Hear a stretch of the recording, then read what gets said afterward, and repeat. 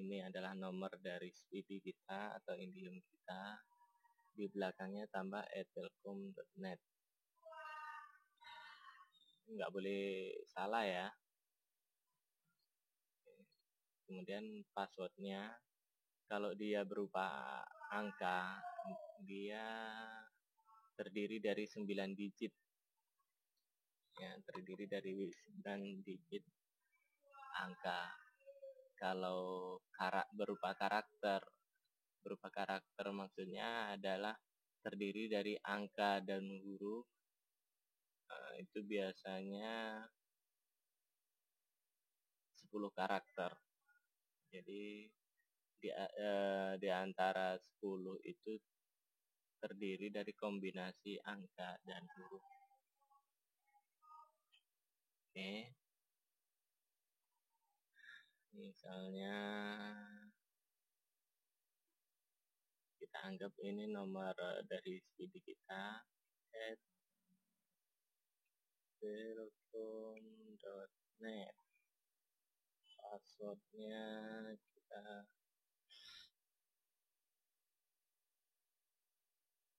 buat misalnya 123456789. Nah, kenapa 9? Karena 9 digit ya. Oke.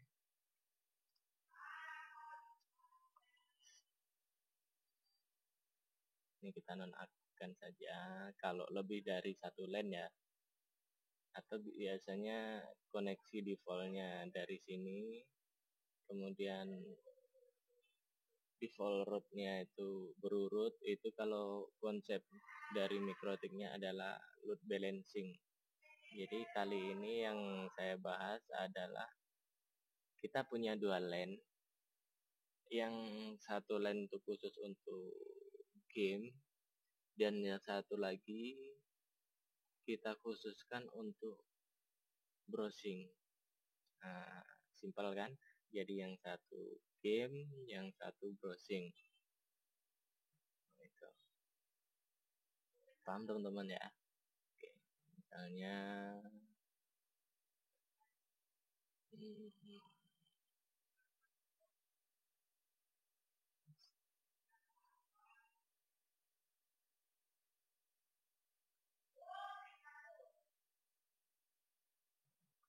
mati.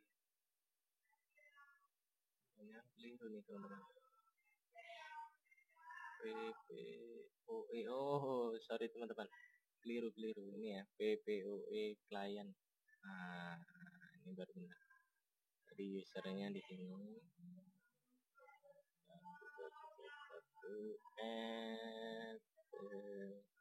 telkom.net.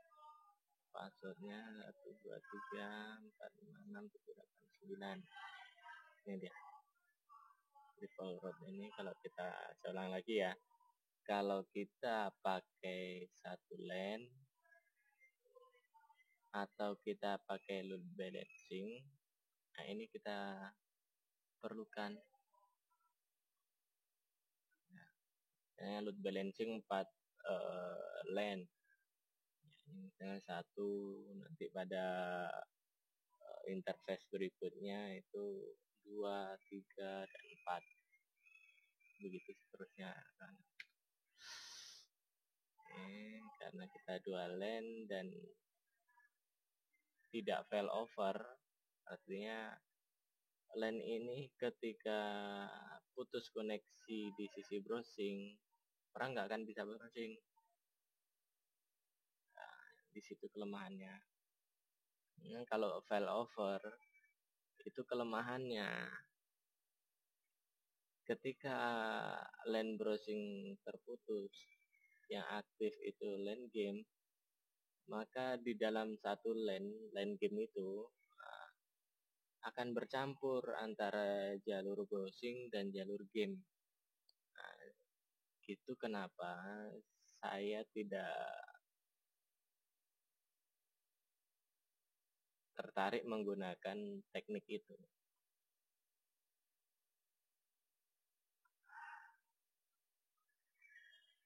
Servisnya bisa kita isi kalau kita menggunakan satu LAN, misalnya kita isi internet, bisa. Di sini karena dual line saya tidak mengisi itu. Nah, kemudian ini tadi di net aja. Nah, ini ya.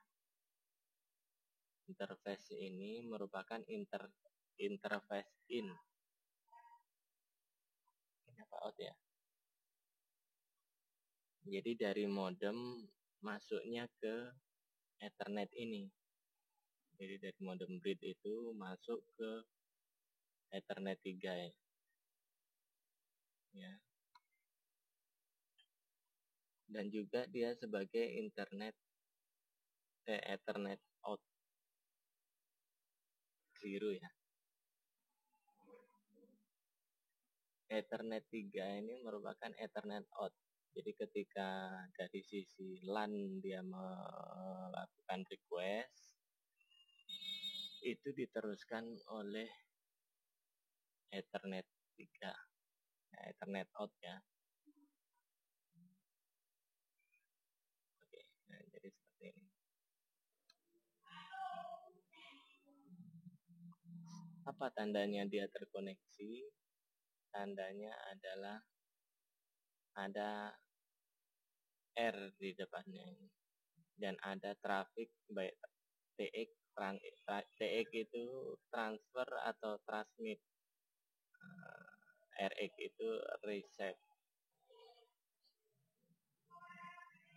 Jadi transmit ini berupa request. Nih, contohnya ini requestnya sampai 11 mega. Nah, yang diterima di sini receive-nya itu receive itu yang kita terima. Nah, misalnya ini sampai 10 mega. Dan ini kenapa trafiknya begitu kecil yang Indi 3 ini? Indi 3 ini merupakan jalur khusus game. Jalur khusus game. Jadi ketika LAN browsing ini terputus, contoh kita putus ya. Tak salah. Kalau LAN browsing ini kita putus, maka orang tidak bisa browsing, tapi tetap masih bisa bermain game online. Itu ya. Oke, jadi seperti ini contohnya PPOE client. Interface-nya, nah ini menentukan ya. Interface-nya interface 3, Ethernet 3, dialnya ini usernya, ini passwordnya. Nah, kalau udah berhasil nanti ini paham teman-teman ya. Terus ini kita jadikan contoh sudah terkoneksi. Kemudian apa yang kita lakukan lagi? Yang kita lakukan kalau sudah terkoneksi adalah melakukan penandaan. Nah, ini dia. Jadi kuncinya di sini. Menandai dengan mengel. Oke, pertama, karena PPOE client itu untuk koneksi internetnya, maka yang kita lakukan adalah melakukan konfigurasi di sisi mengel. Pertama, inputnya menggunakan Ethernet 2 atau Indi 2. Kemudian actionnya ini dia. Kita gunakan mark connection. Sini input, mark connectionnya adalah 1, 2. Ini nama ya. nama karena nanti terkait dengan konfigurasi berikutnya. Oke ya. Kemudian itu tadi jalur 1, jalur game, jalur browsing. Kemudian terusnya jalur gamenya input. Interface yang digunakan adalah Ethernet 3 atau INDI 3. Actionnya Smart Connection. Kita tandai dengan nama 13. Oke. Input sudah. Nah, dia 2 line cukup dibuat 2 input. Kemudian seterusnya adalah output. Nah, output dari 12 tadi. Nah, output chainnya itu output, connection marknya 12, actionnya adalah more routing. Jadi inputan dari INDI 2 di route ke yang namanya 12. Saya ulangi. Tadi inputnya INDI 2 dengan nama 12 connection, actionnya atau diteruskan ke yang namanya 212. Paham ya? Oke, lanjut. Begitu juga yang 13 dilanjutkan atau diteruskan dengan nama ini smart routing ya, actionnya smart routing dengan nama 3. Oke. Setelah itu kita masuk ke IP route. Nah, ini 12. Jadi udah terhubung ke internet. Ini dia. IP-nya tadi ini. Ini adalah IP dari Ethernet 2 dan Ethernet 3. Kita coba cek lagi. Ethernet 2, Ethernet 3. Paham ya? Oke. Jadi nggak usah bingung. Ini IP address ini besar banget. Sampai lupa saya. Oke. Ini IP yang diberikan oleh provider. Ini dia. Jadi ketika posisinya sudah seperti ini atau yang terkoneksi, secara otomatis di IP route itu sudah memiliki atau mendapatkan IP dari provider. Kalau kita menggunakan IndiHome yang IP dinamis, nah IP ini juga akan berubah-ubah. Biasanya per 2 kali 24 jam, 23 jam 59 detik, 59 menit.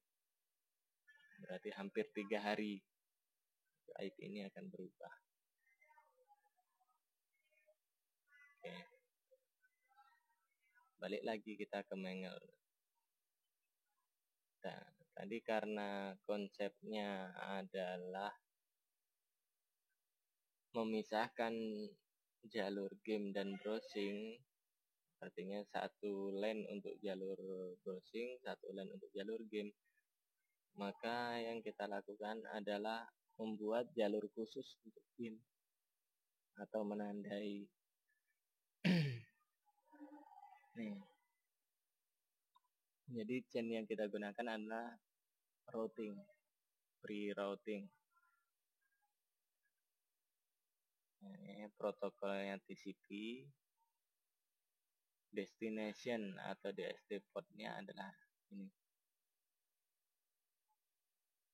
Pin interface-nya yaitu untuk yang melakukan request itu kita gunakan adalah LAN. Oke, saya jelasin lebih detail. Chain-nya pre-routing, protokol TCP, DSD port-nya adalah kecuali. Nah, ini dia. Tanda seru di sini diartikan adalah pengecualian, di mana pot-pot yang kita daftarkan di dalam ini dikecualikan masuk ke rule atau jalur yang namanya adalah game. Saya ulang lagi. Tanda seru di sini didefinisikan bahwa semua pot yang kita daftarkan di sini tidak bisa diakses oleh jalur yang namanya game. Jadi selain pot-pot yang kita daftarkan sini bisa masuk ke jalur ini. Selain ya, saya ulang lagi, selain pot yang didaftarkan di sini itu yang bisa masuk ke jalur ini. Jalur game. Actionnya map routing karena nanti masuknya juga ke IP root ini. Ini dia. Oke. Jelas kawan-kawan ya. Ini baru satu, yaitu protokol TCP. Kemudian protokol UDP.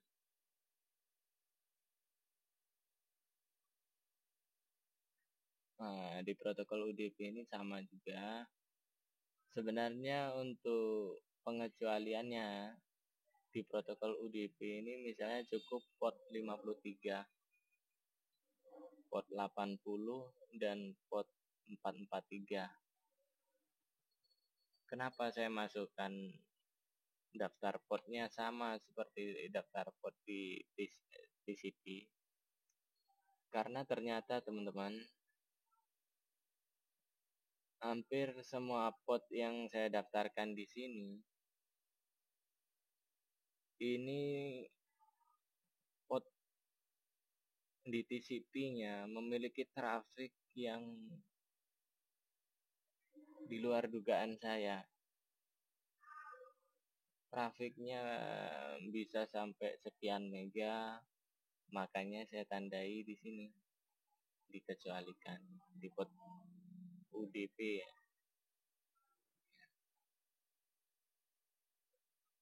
Jadi saran saja buat teman-teman teknisi atau yang mau belajar jadi teknisi di Mikrotik, port UDP tidak cukup hanya dengan port 53. Karena traffic dari port 80 juga besar. Apalagi port 443 atau port HTTPS. Ya. Jadi kalau dulu saya masih sekolah itu port itu paling yang diperkenalkan ke kami secara khusus itu paling port 53 untuk UDP ya. Tapi pada aplikasinya tidak cukup hanya dengan port 53 yang kita pelajari untuk UDP. Port 80, port 443 yang sekarang ini begitu besar trafiknya itu adalah port 443 karena semua baik itu rule dari Google, Facebook, dan media sosial lain lebih cenderung menggunakan port 443. Jadi jangan heran kalau teman-teman yang dulu belajar port 443 itu adalah port private. Sekarang ini bahkan untuk searching atau browsing saja menggunakan Google itu Google maksudnya ya, sudah menggunakan port 443 atau port private dengan alasan keamanan katanya. Meski belum tentu juga. Oke, teman-teman, ini udah selesai rule ini, maka langkah selanjutnya adalah di IP root. Nah, di IP root-nya seperti ini.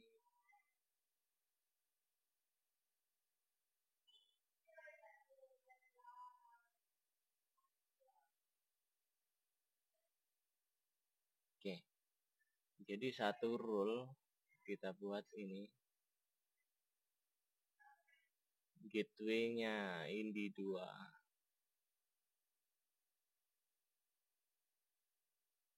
Distance-nya ini, routing mark-nya adalah 212.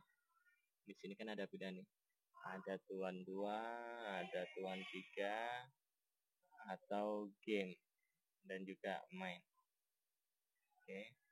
Yang untuk ini jalur browsing ya. Kalau kita menggunakan modemnya itu settingan grid, maka di sini cukup dengan inisial dari PPOE client, yaitu Indy 2. Tetapi catatannya adalah ketika modemnya menggunakan konsep PPOE, artinya koneksi internet itu berada di modem, maka di sini gateway kita isi dengan IP gateway modem. Paham ya? Cuman kalau saya saranin modemnya di grid aja. Jadi bebannya kita kasih ke MikroTik saja.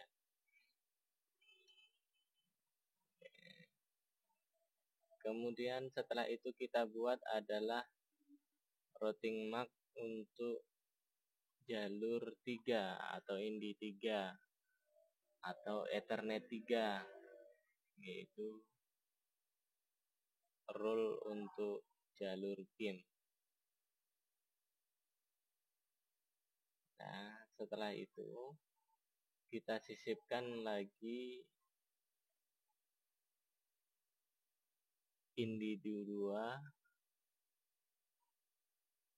cek gateway-nya ping, routing mark-nya dikosongkan. Kenapa? Jadi ini dari 3 ini, 2 diantaranya adalah satu inputan. Tujuannya adalah ketika koneksi nanti terhubung, dia akan terbaca pertama sekali. Ya, dia akan terbaca pertama sekali. Oke, paham teman-teman ya? Jadi Indy 2 ini akan terbaca pertama sekali. Oke. Baik, kita lanjut kemudian ke NAT, yaitu IP firewall NAT. Di IP firewall NAT ini kita buat juga 2 atau 3 rule. Ini yang penting dulu. 3 rule ini kawan-kawan fokuskan. Rule yang pertama adalah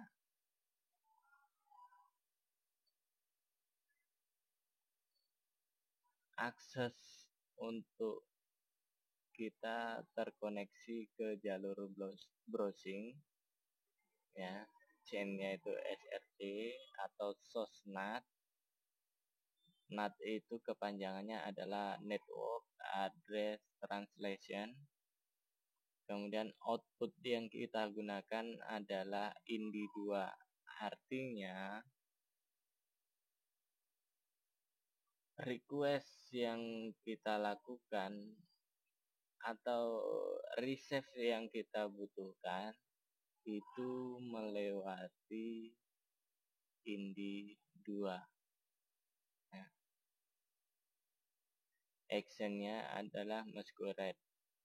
Ya, ini persetujuannya ya, masquerade. Kemudian di sini sedikit berbeda. Out interface-nya tetap INDI3.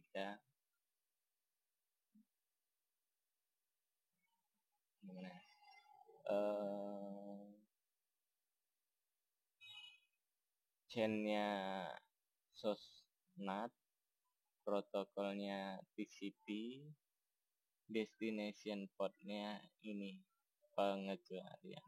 Jadi destination atau DST port-nya itu kecuali yang terdaftar di sini. Jadi ketika satu koneksi itu terputus, koneksi browsing misalnya, orang nggak akan bisa browsing karena port ininya tidak didefinisikan atau tidak diizinkan melewati INDI3. Saya ulangi ya. Bedanya rule NAT di INDI2 dan INDI3 adalah pada destination port di INDI3 itu semua port diizinkan kecuali port yang didaftarkan di sini. Dari port di sini isinya yang didaftarkan adalah port-port yang dikecualikan melewati jalur game. Jadi port 53, port 80, port 443 ini tidak bisa diakses menggunakan jalur 3 atau INDI3. Itu contoh. Protokolnya TCP.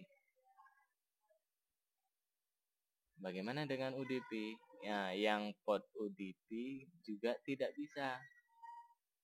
Nah, port UDP-nya juga tidak bisa karena tadi sudah kita pilih di sini di jalur game. Oke ya.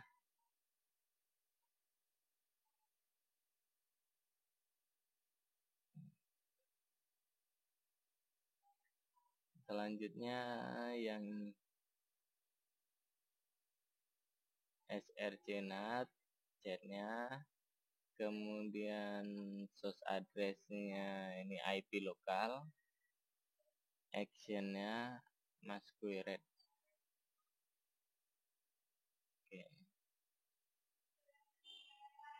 Nah, dengan settingan yang seperti itu saja, klien dari jaringan tersebut sudah bisa terpisah antara jalur game dan jalur browsing meskipun tanpa administrasi dari bandwidth atau tanpa ada pembagian bandwidth. Itu koneksinya sudah terpisah antara jalur game dan jalur browsing. Saya ulangi. Dengan settingan seperti itu saja,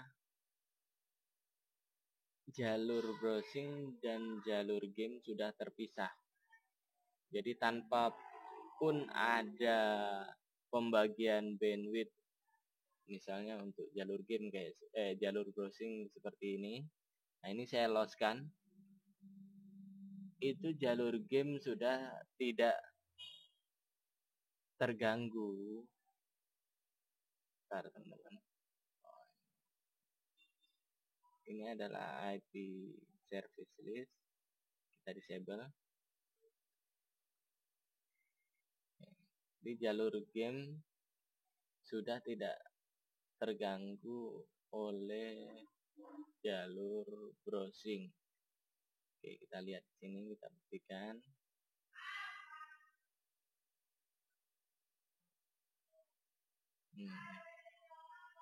Ini dari jalur-jalur yang digunakan ini tidak ada satupun jalur browsing. Oke, paham ya? Ini pengujiannya seperti ini. Jadi apa yang kita kerjakan itu hasilnya akan muncul di sini. Oh, benar enggak settingan saya? Sinilah. Kita bisa lihat di sini review hasilnya seperti itu. Oke. Paham teman-teman? Kalau nggak paham nanti diulang-ulang saja nontonnya ya. Oke. Untuk kali ini sepertinya cukup lah teman-teman. Nanti pada kesempatan berikutnya saya akan jelaskan misalnya seperti ini tadi, kenapa saya disable. Kemudian ini kenapa posisinya disable padahal defaultnya adalah enable. Kemudian apa itu nih, kemudian apa ini ya, kenapa yang lainnya disable. Oke, pada pertemuan selanjutnya nanti insya Allah akan saya jelaskan. Dan buat kamu yang masih bingung bisa komen supaya saya bisa jelasin lebih detail lagi ya. Oke, ini semua nanti akan saya kupas setuntas-tuntasnya dan dijamin begitu kamu melakukan action konfigurasi, maksudnya kamu akan paham dan bisa melakukan konfigurasi mikrotik secara benar meskipun tidak expert. Ya, expert itu relatif. Ketika kamu kembangkan wawasannya, ikuti training-training, maka secara otomatis juga akan berkembang. Cuman kalau hanya ikut training doang tanpa action di lapangan, ya cuman akan jadi sarjana komplit aja.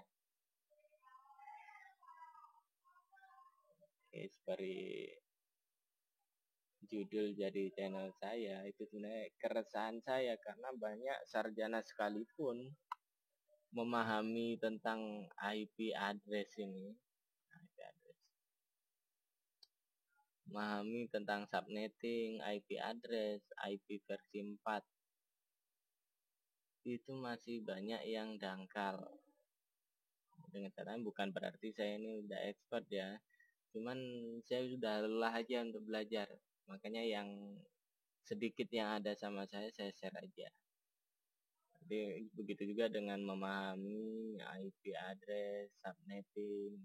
Kalau kamu bingung, kamu bisa komen dan bertanya di situ, dan akan saya buatkan tutorialnya bukan khusus buat kamu aja, tapi bisa buat semua yang ingin belajar dan ingin paham. Nah, kenapa saya buat tutorial? Karena kalau saya ajarkan face to face secara langsung, itu sasarannya hanya beberapa orang saja. Dan sebelumnya saya juga sudah melakukan itu. Ya, paling dari 60 di kelas yang saya bimbing, ya 3-4 orang lah. Yang paling banter 10 orang itu udah GGWP, itu udah mantap. Nah, sekarang saya inginnya dari sekian juta anak-anak muda IT, ya bisalah 100-200 orang paham. Dan kalaupun nggak paham, saya akan jelaskan lebih detail lagi. Tapi penjelasan saya berdasarkan pertanyaan dari kalian. Oke ya. Itu saja teman-teman. Jangan lupa di like. Kalau bermanfaat, jangan lupa di like. Dan juga di share. Jadi semakin banyak yang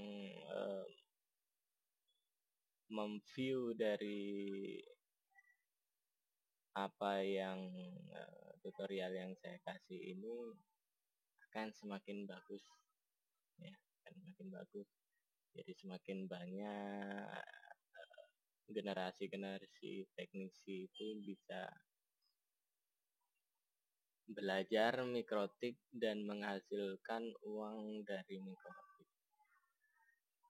Dan ini gratis ya, saya nggak minta bayaran, saya cuma minta di view, di like, dan dibagikan ke sebanyak mungkin, terutama